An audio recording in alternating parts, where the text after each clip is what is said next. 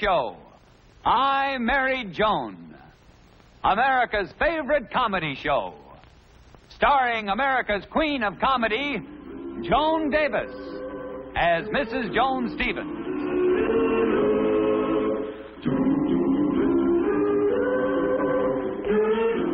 And featuring Jim Backus as Judge Bradley Stevens.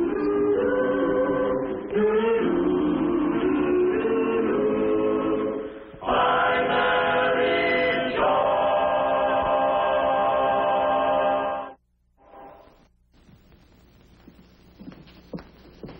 My toast bad?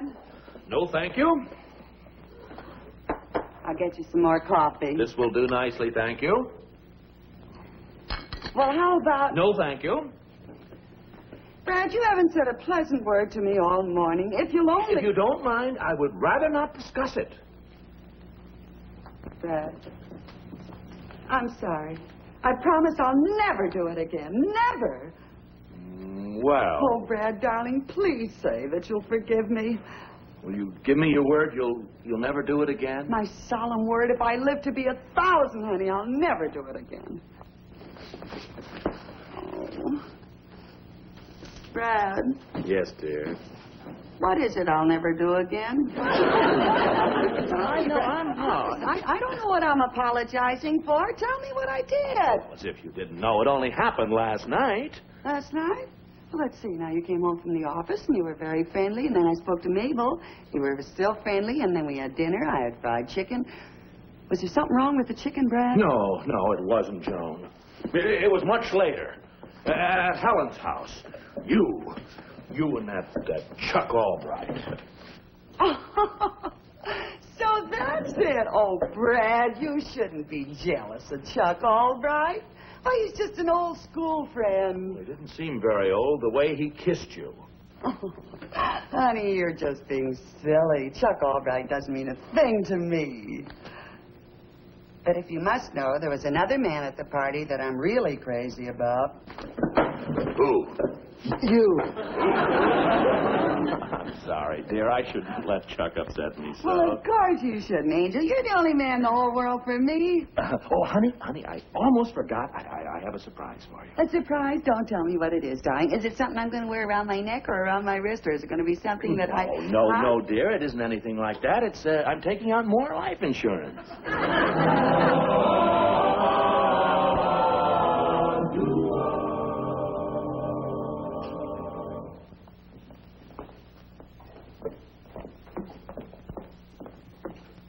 Yes, madam. Can I help you? Yes, I'd like to get a nice gift for my husband. That's a lovely tie you're holding, and only $1.89. Not nearly good enough. I want something much better. My husband is Judge Stevens. Oh, Judge Stevens. The judge comes in here quite often. How about this? $2.40? Not good enough. Something better. You see, he was so nice about Chuck Albright. Of course, he is an old friend, and it was only a good night kiss. It meant nothing. But you know how some husbands would be. Of course, I will admit that Brad was a little jealous. But after all, the way Chuck carried on, it was only Please, if you don't mind, this happens to be quite personal. All right. How about a shirt, tie, and handkerchief combination? That's very smart. Oh, that's more like it. I have some other colors here. There's blue and baby pink and...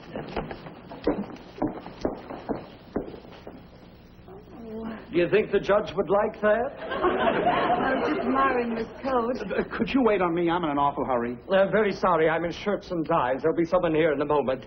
Say, I have just the thing. I'll fetch it for you, Mrs. Stevens. Will you pardon? Oh, I don't know. I hate to buy anything for my wife. It's always wrong. Well, why don't you get your wife to pick out the coat herself? Oh, I couldn't do that. This is a surprise. I'm buying her a present. Oh, I'm getting my husband a present. Oh, I've got the sweetest little wife in the world. Oh, my husband is wonderful, too. See, I've been working nights, and she never complains. Brad was very understanding about Chuck Albright. Night after night, I've been stuck in that hospital and never a peep out of him. Oh, you're a doctor. I'm a veterinarian. I have a dog and cat hospital over here on Pine Road. Oh, I love dogs. You do? Yes. Well, say, you know, I've been in this business so long, I can almost tell what kind of a dog a person owns just by looking at him. You can? I really can. Now, take you. Now, I'd say you look like a wire-haired terrier to me. you're not a schuzzer. Fashionable, I suppose, like a poodle. No, I don't own a dog. You don't own a dog. Oh, I never thought of that. Mr. Sales lady, I need some help. Say, mister, if you would like a woman's suggestion, how about this coat right here, huh? Say, that is nice. That is nice. But I couldn't tell just by looking. You see, my wife is taller. Yeah, well, this is a short dummy. Yeah, well, she's more on your size. Your wife or the dummy? My wife. Yes, you see, she's sort of she wears these little, like the family across. They're always bringing up this stuff Well, maybe if I tried it on for would you? could get a better idea. I'd be happy to. I like that. Isn't it smart? You like it? Say, that is beautiful. I like Really, that's beautiful. You know something? Huh? I'm going to buy that coat. Well, I think you made a wonderful choice. Really, I do. Randolph Fisher! Genevieve, what are you doing here? So, this is the sick Cocker Spaniel you've been spending your evenings with. I knew I should have gotten a new permit. Now, Genevieve. I've been suspicious of you lately, and I finally decided to follow you.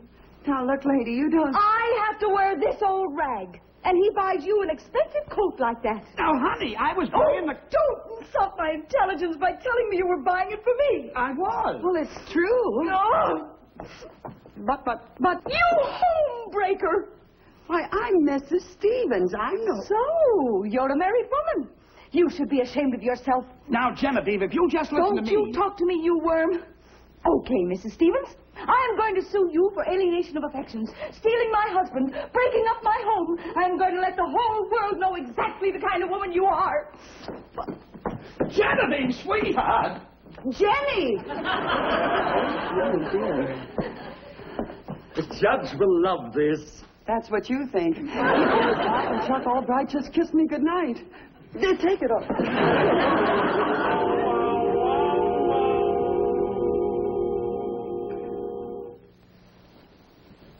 Brad? Honey, you're a judge. Tell me something. What do you know about alienation of affections? I said, what do you know about alienation of affections? Well, all I know is you're alienating my affections by not letting me read this murder mystery. Brad, please. Okay, dear. What is it? Well, honey, this woman... The what woman? A woman. What difference does it make what woman? A friend of yours? Yeah. Just as I thought. You know, dear, I get so sick and tired of people trying to chisel free legal advice. If your friend has a problem, tell her to go see a reputable lawyer. There, give me that book. Now, come on, Joan, hand it up. That's not... They're all right. Right. Okay, but I'm going to tell you who committed the murder. Oh, no. Unless you're willing to discuss my friend's problem. Absolutely not. Okay, the killer... No. Will you discuss? But it's blackmail. No, it's alienation of affections. Proceed. Well, honey, you see, this woman, this girl, this innocent girl, childlike person was standing there with her big blue eyes, and in came this jealous wife and husband that was a big... It doesn't matter if your friend is innocent. You see, in alienation of affection cases, there's so much mudslinging that before it's over, everybody gets messed up.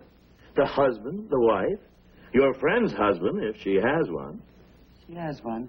Well, my advice is, you tell your friend to go to the other woman and ask her to forget about the whole thing for the sake of everyone concerned.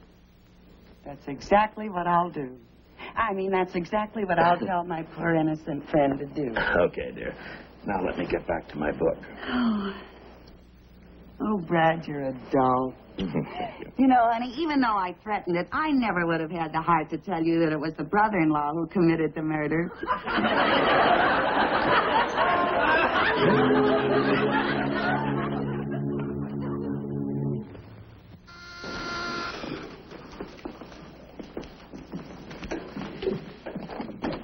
Oh. Hello. Lady, what are you doing here? Don't I have enough trouble without you coming to my own home? I didn't come to see you. I came to see your wife. The party whose alienations I'm affecting. My wife? Yes, where is she? She's not here. She's out shopping. Oh, then I'll simply have to wait for her. It's very important, and I don't want to miss it. Lady, now listen to me. I've just spent the most miserable night of my life. I've got a Pomeranian in Pasadena with a mysterious melody, a sick cow in Van Nuys is so bad this thing, I should be there right now with the, you should see it, I think it's dead, and my wife is all nerved up. If she ever walks in here now, she's just liable to, she'll be here any minute. Come on, you got to get out of here before my wife gets home. No, I simply must talk to her. You see, it's for her own good. Why, it's only logical. If she sues me for alienation of affections, there'll be so much mudslinging that everybody's going to get messed up. She won't listen to you. Now, come on, get out of here. You've got to get out of here before my wife gets home, I tell you. Please, now listen to me. No, I know. I've caught you two again, and this time in my own home. Mrs. Fisher, I promise you, this is the last time you'll catch me. From now on, I'll be very careful. You brazen siren. I suppose you can prove this is all innocent. That I can. And can you also say you never saw my husband before yesterday? That I can. Well, you just tell it to the judge. Oh, that I can. That I can. Maybe I could handle it this way. If I just say, Brad, do you remember that alien I told you about that was caught being affectionate with that jealous woman? And he'll say, honey, I trust you. Don't worry about that other woman. I know there's nothing to it. And I'll say, there isn't? And he'll say, nah. There, now you see how easy that was? Oh, you're right, Mabel. I'm glad now that Brad knows. I don't like to... But, wait a minute. Supposing it isn't as easy as all that. Suppose Brad doesn't say, nah. Suppose he says, what? Brad, how can you yell at me that way after all we've meant to each other? And then I'll try to come closer to him. But suppose he pushes me away. I fall to my knees. And I say, Brad, is that all our marriage means to you? Are all those happy memories just faded away? Brad, speak to me. Brad, please say something. Brad, you're hurting me. Brad, you're stepping on my wedding ring. Like Brad acting like that. I never would have believed it if I hadn't seen it with my own eyes. Oh, Joan, don't speak to me, you beast. The whole hand here. What's the matter with her? I never mix in family quarrels. Well, I have to see about my insurance policy. Take this up with you later. You see that? He's furious, and I haven't even told him anything yet. Oh, he'll never understand. Mabel, what am I going to do? You can use the sink now. I can use the sink. I go in here now and I'll fix the doorknob, huh? Okay, George.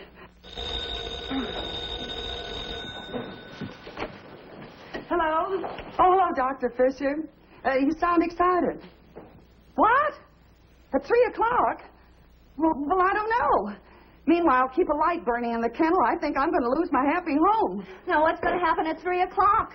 Oh, Mabel, the doctor's wife is going to come over here, and she's going to spill the whole story to Brad. She's going to accuse me of stealing her husband's affections. It's 1 o'clock now. That gives me 2 hours to pack and make a reservation for South America. John, the best thing that could have happened. Now what we have to do is let Mrs. Fisher see how much in love you and your husband are. Then she'll realize the whole thing is a mistake and that you're not after her husband. Oh, yeah, Mabel, but I'd have to tell Brad that way, and I won't... No, you won't. You can use my husband for your husband. Charlie! Oh, Mabel, I couldn't do that. Why not? That's what friends are for. Charlie won't mind, and he's a pretty good actor. You should have seen the performance he gave when a traffic cop tried to hand him a ticket last week. Well, maybe you got something there, Mabel. And, honey, if you ever need another husband, just holler, and I'll let you borrow Brad. I'll get him over here right away so you can start rehearsing him. Yes, dear. Okay, Mabel, now let's rehearse it. Remember, you're Mrs. Fisher, the doctor's jealous wife. Okay, I've just come in. Oh! What? Mrs. Fisher, this is a surprise. I want you to meet the only man I've ever loved, to whom I've been married for 10 years, and the reason why I would never look at another man, my husband, Judge Bradley J. Stevens. How do you do, Judge Stevens? Has your wife told you that I am suing her for alienation of affections? I know the whole story, Mrs. Fisher. And it's inconceivable that my wife could fall in love with any other man when she has me. But, Judge Stevens, I saw them together twice. Merely a coincidence, I assure you. Would you like a cigar, dear? Thank you, my pet. And, Judge Stevens, doesn't it mean anything to you that your wife and my husband were alone together in my apartment? Madam, my wife is too devoted, adores me far too much for me to place any significance on anything like that. Oh, my goodness. Darling, do you realize it's been 5 minutes since you've kissed me? Sweetheart, please forgive me. I don't know what I could have been thinking of.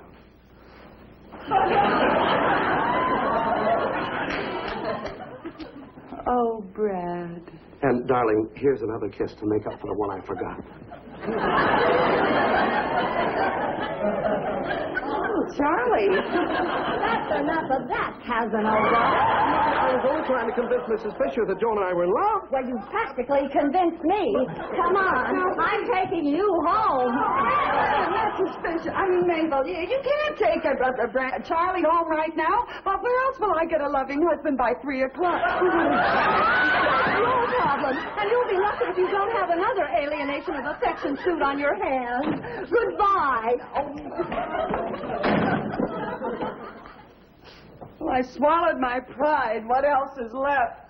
Here's your old doorknob. The threads were worn off and I had to put a new one on the door. Don't you want the whole knob? No, you can keep it. Maybe you can sell it to a used doorknob lot. Oh, thanks.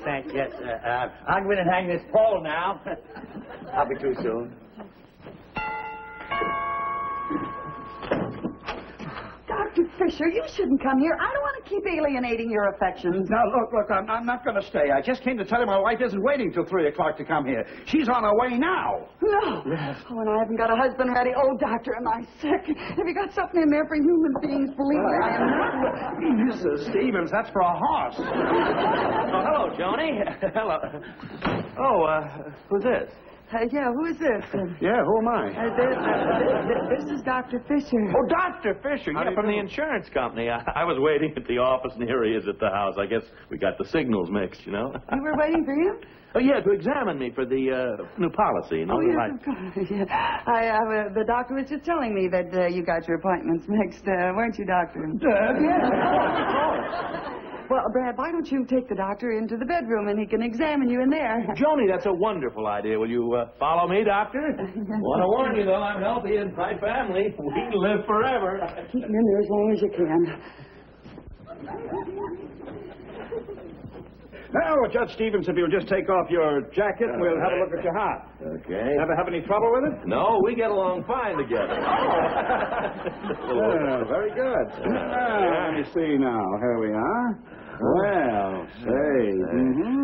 All righty. Now let's see how it reacts to a little exercise. Raise your legs one at a time like you're running. Oh, running. Yes. Well, how's this? That's good. A little faster, please. Very important. Is this better? Just keep it up. How long do I have to keep this up? Well, until the coast is clear. How's that? I said until your pulse is clear. Pulse. Get shape. But, Mabel, you can't leave me in this lurch. Why, that woman is on her way over here now. Please lend me Charlie again. Please, Mabel. Hold the wire, Mabel.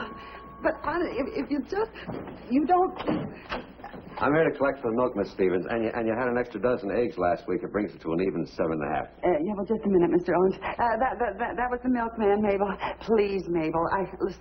Believe me, I have no designs on Charlie. If he was the last man on earth, I wouldn't be caught dead with him. No, I didn't mean it that way. I adore Charlie, only I can't stand him, Miss Stevens, Bill, I got other calls to make. Yes, huh? Just a minute, Mabel. Oh, incidentally, Miss Stevens, the company put in a new line of cheeses and a new ice cream. So if you give me an order, I'd appreciate it. Yeah, well, this is a very important call, Mr. Owens. Just a little bit. Mabel, honestly, you've just got to lend me Charlie. If that woman gets here and I can't produce a... I'm done.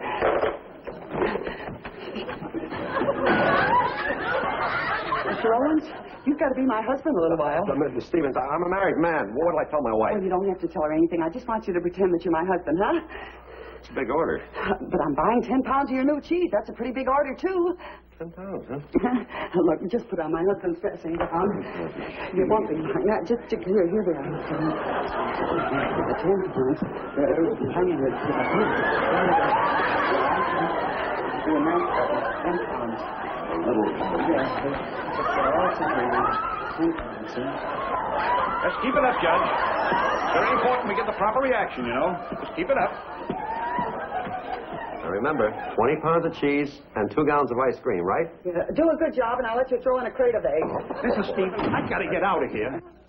You better get back in there and keep my husband in the bedroom. Who's this? That's my new husband. Your what? Get back at your wife.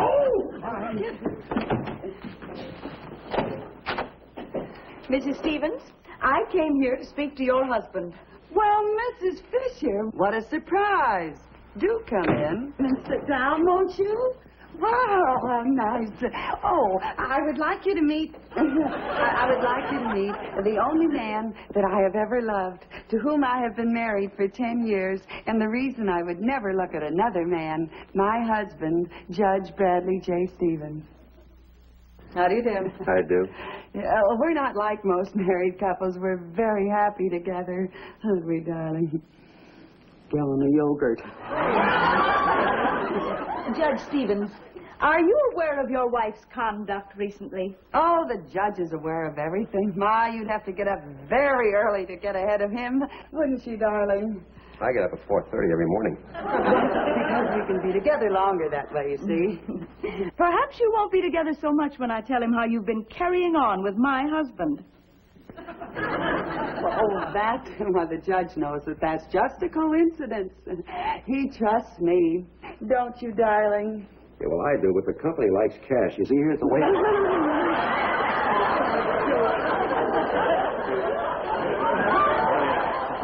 This is enough exercise for a horse. How long do I have to keep this up? Well, just put another mile of 16th, and I'll wrap your legs. So you see, Mrs. Fisher, any woman that's as madly in love with her husband as I am couldn't possibly carry on with another man. Another gallon of cream. Sweet or sour? Half and half. Sweet or sour, half and half. Well, that's a little language of our own. We use it instead of pig Latin. Well, I must say you seem happily married. I'm sorry I jumped to the wrong conclusion. Oh, well, Mrs. Fisher, it's all right as long as there's been no harm done. All's well that ends well, I always say. Goodbye. Bye. Oh, boy, what order? Can I go now? Yeah, you better go out the back door, will you, please? Get out the back. Judge Stevens, you've got the heart of a bulldog.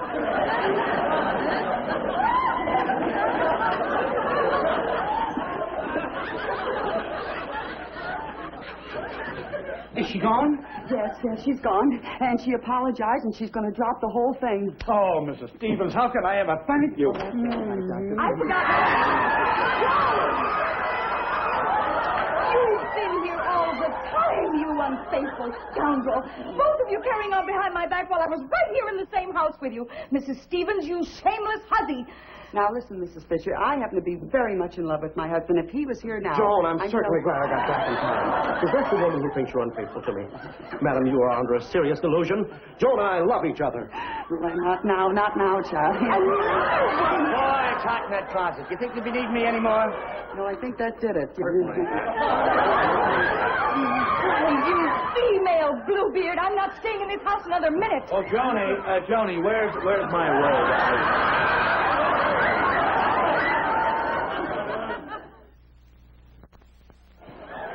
Please believe me, Brad. I can explain everything. You see, Mrs. Fisher thought that I was the Cocker Spaniel that the doctor was trying to date, and I wouldn't have had to borrow the milkman if Mabel didn't get jealous when she saw me kissing Charlie like this. No, Charlie. What have you got to say about this? Oh, Charlie.